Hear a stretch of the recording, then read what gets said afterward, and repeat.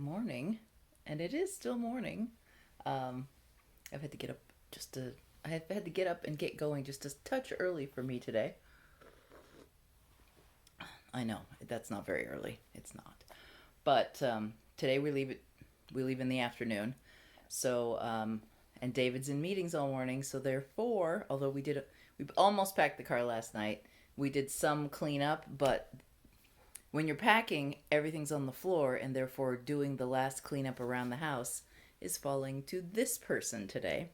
It's not a big place. It's not going to be hard. I'm just not sure I'm going to get it done in time for the car to leave. So I think David has, um, I think, um, to his dismay, or it will be by the time we get there, decided we're going to get to Indio today. I think it's Indio, which is near Palm Springs. And I just don't think, I think it's going to be quite late before we get there. He always overestimates our ability to get out of here on time. And I have very little confidence that we will leave right at 2. I've thrown, so what we do on the last day before we leave to pack up the house, and this is my big worry today, is I strip all the beds, I pull all the linens out of the bathroom, I any piece of fabric that needs to be washed goes into the washer first thing. And that takes 20 minutes. And that's been done. In fact, I did that before I had my coffee just because I laid abed a little bit and should have been out sooner. Should have got out at 8. Didn't get out at 8. So that's in the washer right now. As soon as the blankets and the sheets and the pillowcases and the rugs and the towels and our clothing, whatever little clothing we've had, because we did do laundry on Tuesday. So there's not very much clothing, just one load. But the rest is bedding, and it's 1, 2, 3 loads of bedding. Those blankets take up a lot of room, and I think I've told you all this before. I know I have on Fridays, but I don't know if, like, you people who follow us on YouTube know. David and I have separate blankets because he rolls up like a burrito, and I lose my blankets. So we decided early on that 2 twin blankets was a wise choice for our future relationship happiness. So we have 2 blankets, and that means 2 laundries of blankets, but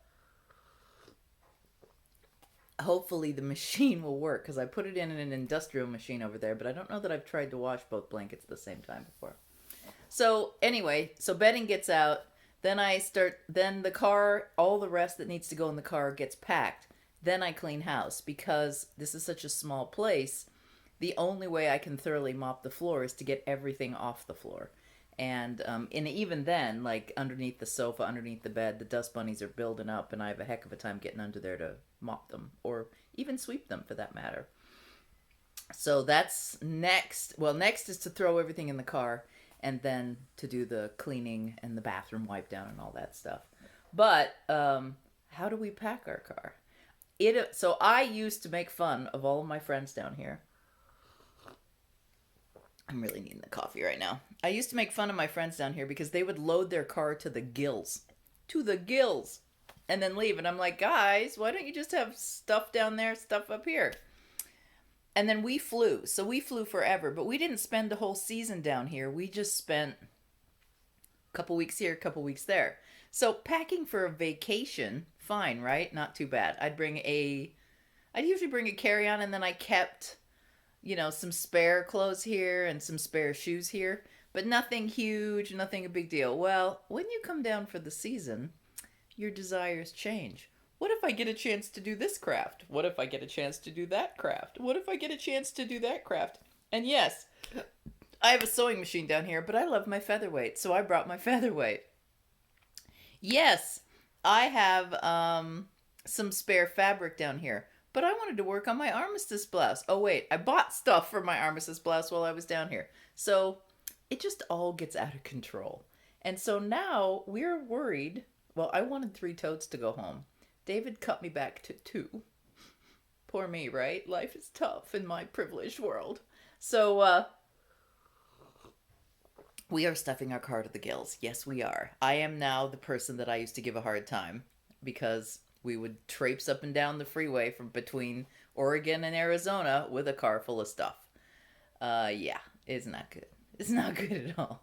And I need to come to terms with it, but I'm having trouble coming to terms with all the crap I own anyway. And not having any trouble acquiring more, clearly, because now this Edwardian thing has us off on a tangent, finding things at antique store that were like, ooh, we could wear that. Ooh, we could wear that. And how many events have we had? I'm so looking forward to this summer because events are back, baby. We get to have them again. I know there's 2 on the calendars already, so I need to, yeah, I need to get on that. I get to wear my armistice blouse, that's for sure. So, how do we pack? Well, I can tell you what's going in the car. I know what's in there. I get 2 totes full of stuff, and that's all my crafty stuff. 2 totes. So I've put in a couple of the tablecloths. I didn't get to take all of them. I've put in the dyeing stuff that has to go back because I'm going to carry on dyeing up in Oregon. And I'm also going to have a dye class in July. So if any of you are in the Oregon area, we're going to do dye day. It's going to be a kick in the pants. And it'll be outside and we'll be distanced and we'll have masks. And so we can do it. And we can do it with masks. And then during breaks, we can sit down 6 feet apart, remove our masks, and have chats. It's going to be awesome. I hope we have a nice day. We have a really good summer this year with no fires. Fingers crossed, people. So I get 2 totes full of craftiness. David has 1 tote full of electronics gear and camera gear and all that because he likes all the gadgets for this. You should see my setup. Well, clearly I'm back to my phone, right? Because the camera is just too much palava. And then he bought, I don't even know what they are. He bought some like electronic thingies to go in the back, but they are serving my purpose because I get to bring my head pot home. I'm bringing my head pot home. Why? I don't know. I should just go buy one at Target. It's not that much money. But no, I want my head pot at home. So I'm taking my head pot back home with her chives in her head, and his little electronics pieces that he's taking home are securing my little head pot. And then we have a carry-on suitcase each, but we're crafty. 1 carry-on suitcase just holds my clothes to go home. Oh, David has 2 totes too, because his second tote is for his clothes. And a few of my clothes. I'm a luggage hog. Clearly, I've become a luggage hog. So 2 totes each with our stuff in it. 2.5 maybe for me. Then we have our carry-on luggage that we brought back when we flew down. And David's is full of both of our clothes just for the trip home. So all we have to do is take one suitcase out of the car when we go inside, plus our backpacks. His briefcase and my backpack. Because, all the electronics has to go in the backpack and or briefcase. And then my other suitcase is all my clothes that I need for summer up there that I am not going to be down here to use anymore. In the wintertime, I bring them down once, and if we take any trips home, I just leave them down here because I'm not going to need them. But, summer, going to need my shorts because I love my shorts. I love them. And then we have a cooler of food we eat on the road. We have a bag of foods that I can't leave down here for the summer, like my granola, my keto granola, my collagen. I'm not going to leave that here for the summer. Our vitamins and all my meds and stuff, they all go into a bag in the car securely. And then I already told you about our electronics suitcases, our electronics backpacks. Those need to go in and out every day. And then there is Tina's basket of doom. Everything that I have not managed to fit into any other item gets carried on my person because I say it's stuff for the road, but really it's not. It's everything I couldn't fit into the totes. And so I have a giant Ghanaian basket. And let's see, I'm going to put my coffee up. Let's see if I can get this in the frame. I might not be able to. Sometimes it's good to have a distance. Here is my giant Ghanaian basket. And I highly, highly recommend these baskets. I own so many of these baskets because they hold everything. And they're such a treasure trove of joy when you dig into them and find all the crap you stored in there for weeks ago that you don't remember. I know I have 2 sitting in my living room up in Oregon. I have this one that I brought. No, I bought this one down here. I don't know what basket I know I had a basket in the car. I must have carried it up and then back down again, refilling it, because I know that I know where I bought this one. I had to sell these in the shop because I tell you what, I love them that much. Love, love, love them. And I even have the place I can get them. So maybe I'll start carrying these in the shop. This one is the best for hauling stuff around. There is an oval one that I own 2 of that we use to carry our milk bottles back and forth to the grocery store, and we use as our grocery shopping basket. It's because we don't buy very many groceries usually. So we own 2 of the oval ones, and then I own a multitude of these just because they are in my bedroom next to my bed. They are in my sewing room next to my sewing machine. They are, and they're good. They hold cabbage if you don't have very much cabbage very well.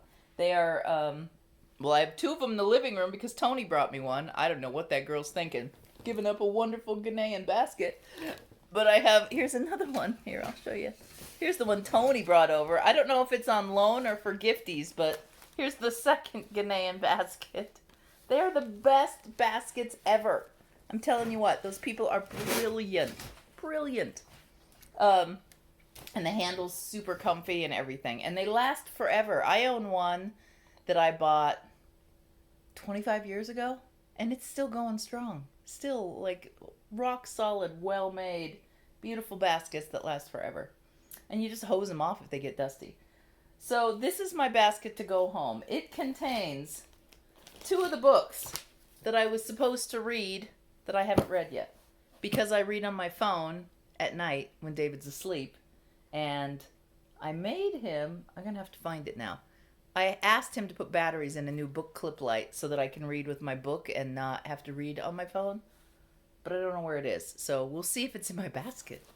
So I have 2 books that I didn't read that won't fit in any of my totes. I have a ball of knitting or crochet thread because the insertion lace that I was going to make myself has yet to be started. But I'm going to make it someday.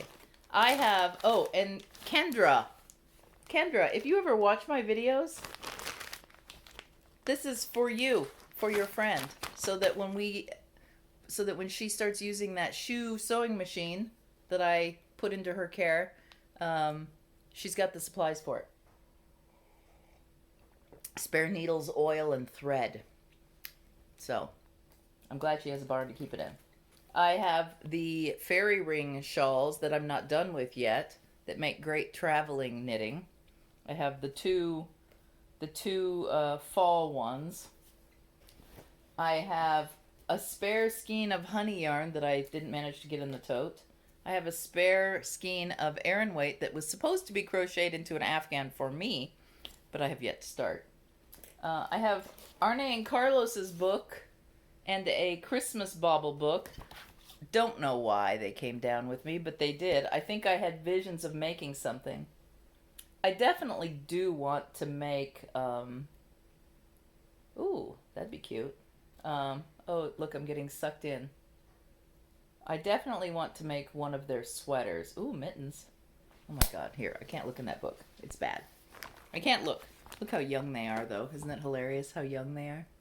Now that I watch them every day, Arne's, well, they were gray before, but they've gone grayer in the COVIDs. Our poor lives. Poor Arne. Poor me. I noticed that in the videos my hair's going as well. A piece of... Yeah, this is a funny thing. So I got this light table so that I could trace embroidery patterns and things. Guess how many times I've used it? Haven't used it on this trip, and it's been down here since fall.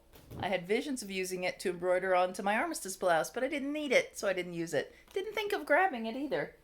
The coasters giveaway. I'm thinking I'm going to give these away on the when we get our 100 subscribers. And just so you know, guys, 4 people away.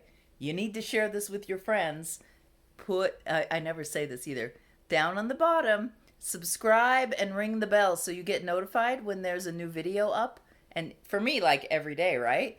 But Kelly puts up videos twice a week. I put up another video on Friday. And I absolutely need to do the 3rd installment in the Ben Gulben Shrug. Like, there are videos that are happening, people. And you don't want to miss them. And you don't want to be out of the... As soon as I draw for the 100th subscriber, It's going to be this and the kit to make 2 of the other style. So you will have 2. You will have the instructions in my videos how to make them, and you will have a kit so that you can actually make the other 2 of you and play with the sashiko. And I'll send you all the bits. I won't send you this because I want you to pick out your own. I think I might be bringing this. If I brought this with me, I will even send you the backs. I have, oh yeah, this to go around my, because I ordered it and then didn't do it. I was going to get started on my needlepoint. Yes, you caught me. I ordered from Amazon. I was going to get started on my needlepoint, which is why I was in a hurry for this. And then by the time it came, I was doing the armistice blouse, and I was like, all right, I'm focusing on this. I'm not focusing on my needlepoint. A random headphone case that I found that I had down here without my headphones.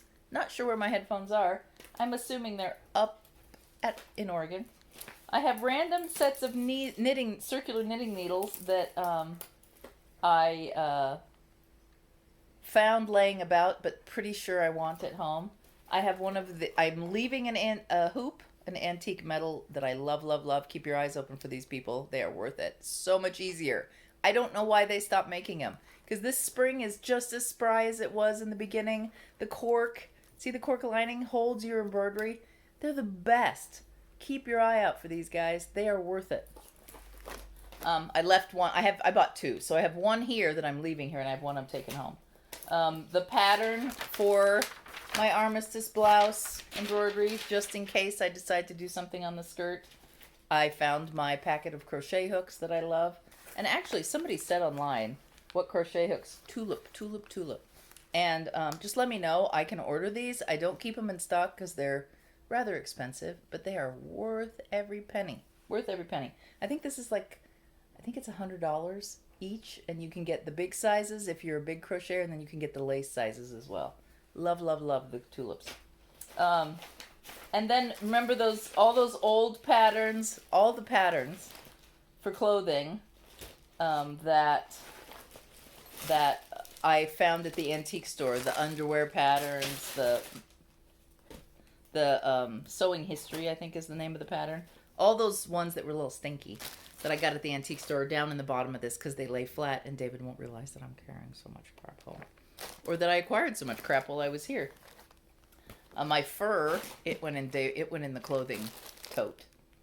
I am leaving behind all of my vintage, unfinished needlework stuff, and I'm sort of a little bit bummed about it because I have the thread, I have everything.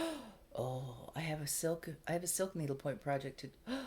Oh, I might have to go dig under David's bed. I hid it under the bed because you know how you get to the place where you need to hide your stash so nobody realizes how much you really have? Yeah, I reached that here because it shows really fast when you're in a smaller place. So you can't hide it as easy. I got to go dig under the bed. I now remember what I put under there, and I would be sad. Now, to be fair, I'm coming back in June. I'm coming back like the end of May for a week or so because I have a testing with the cardiologist. It's getting cold. I got to drink it fast. I have a testing with the cardiologist that's going to take a full day, and then we're going to try and make an appointment with our new general practitioner doctor up in Phoenix to pop in and see him, to let him know how his dietary changes are working. And of course, I dropped a pound today, so I'm feeling a little better, but I don't know, the hot flashes are driving me nuts. Here, let's talk about old lady stuff now. So ever since I upped my game and went on this guy's regime and stopped cheating with a little ice cream here and there, weight loss isn't happening so much, so I can't say. I think I've lost 3 pounds, maybe 4 pounds in a month. I think it's been a month. But I'm sticking with it. I'm holding steady. I'm gonna do it. I had to give up tea, iced tea, no iced tea all summer, no iced tea. Well, maybe I'll get it back in June. I don't know.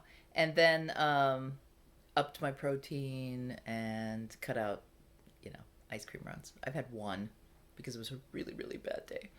One ice cream run. But I forgot what I was saying. Oh yeah, that too. Huh? Brain dead, forgetting things. I'm having hot flashes like every time I eat any food. I have a hot flash every 20 minutes afterwards. And because I have to eat more hot flashes, right? Don't love the hot flashes.